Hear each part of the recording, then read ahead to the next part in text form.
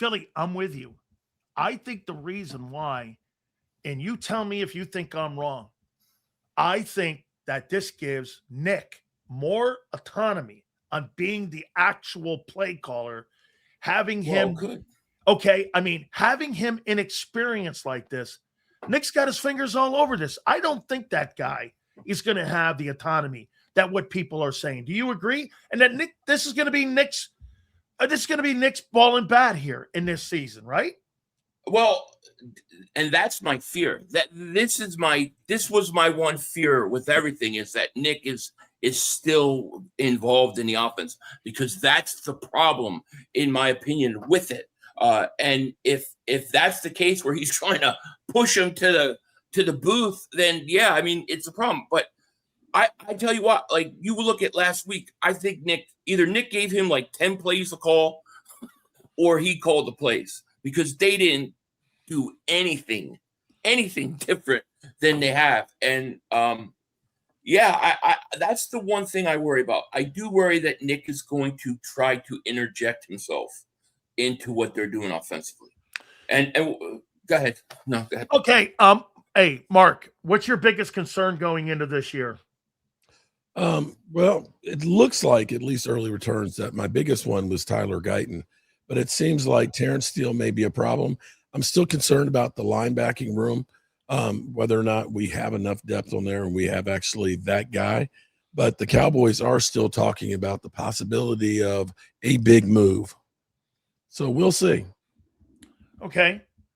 Sills, you're so soft on Holmes, it makes this segment a joke. Battle Royale's dead, he said. What do you mean? Well, wait. What do you can get on us right now. Hey, Jimbo, I mean, what are you getting mad at on what has happened in the first preseason game and the first practice? Don't get mad, kid. Everyone's getting mad because you know why? I wasn't there. I'm just going on what people are reporting on and what they're saying and glazed donuts on what covers the Eagles here. I wasn't there, Jimbo. I'm just saying, and what people like like Dan Shaughnessy and people saw what they saw today. How much do you think? Who's going to be your number 2 guy going in to this season here at wide receiver?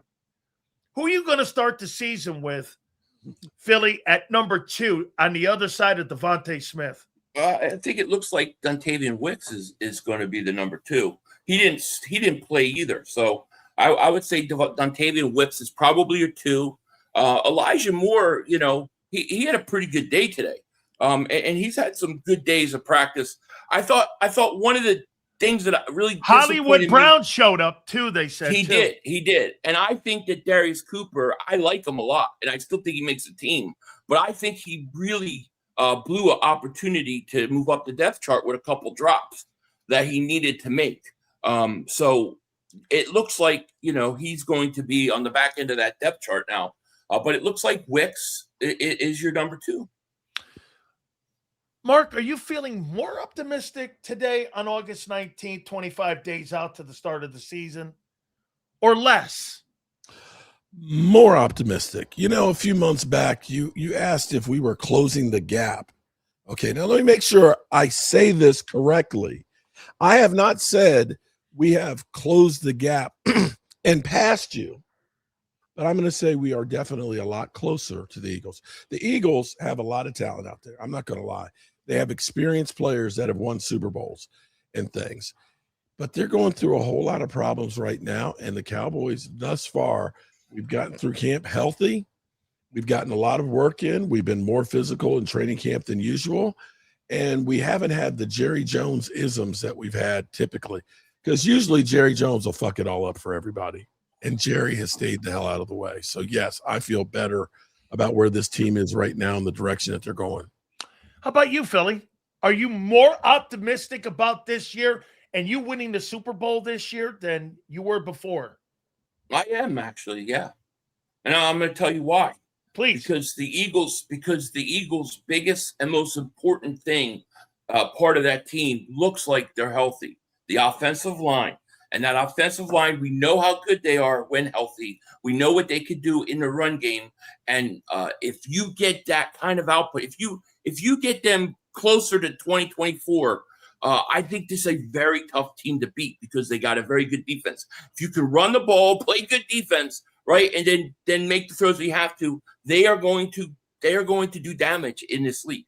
And so I'm optimistic at the offensive line and the defensive line for that matter. I think both the lines of scrimmage seem to be very strong for us. Okay, so the only thing that could get in the way of the Eagles' success, in your opinion, on what you just said, would be Sean Mannion. Yes. No. No? So an inexperienced play caller. Oh, the head coach. Oh, the head coach. Head coach. Okay. Yes. You know what? Sound like it between a rock and a hard place. Oh, wait. There's a part. Listen. If you hire a person that's not qualified for the job, is that on the guy who took the job that's not qualified, or is that on the hiring guy? I think is that not your point that you're making, right? Well, I think the guy they hired, I feel pretty good about, but I like I said, I just worry that Nick is going to try to interject himself too much in the offense. We've seen this before where it's like the Eagles, they get a 10-point lead at halftime. He wants to go into, don't turn the ball over, run the clock out.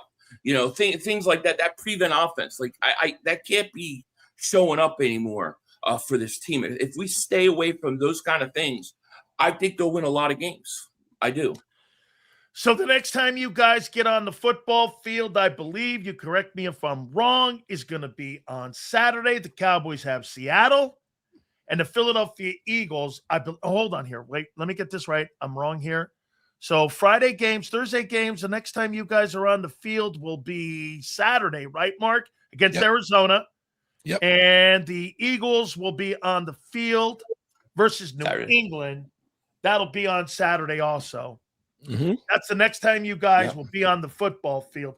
Expecting a better performance from the young Eagles, because I don't believe they're going to have the starters out there again, because they're not going to have their starters out. They're not going to have their starters out there, and that drives me nuts. I'm not going to lie. I wish they would do it, but it is what it is. I would like to see a better performance from the offense, and that's not like a high standard based upon the way they played the other day. So yeah, we'll see where it goes. You blame that on Nick? Yeah, I mean, I think it was like sugar-free vanilla. It was so ridiculously bad. Like it almost seemed like I got the impression that they were just like trying to get out of that game as soon as possible from the moment it started.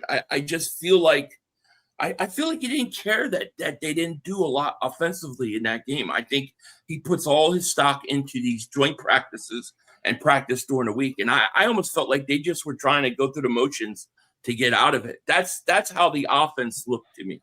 0 for 9 on third down, and I agree. I mean, Jesus Christ, at least, the Ravens showed up. They wanted to get better. They put 440 on the Birds here. Yeah. How much of the percentage of the offense will be Mannion's?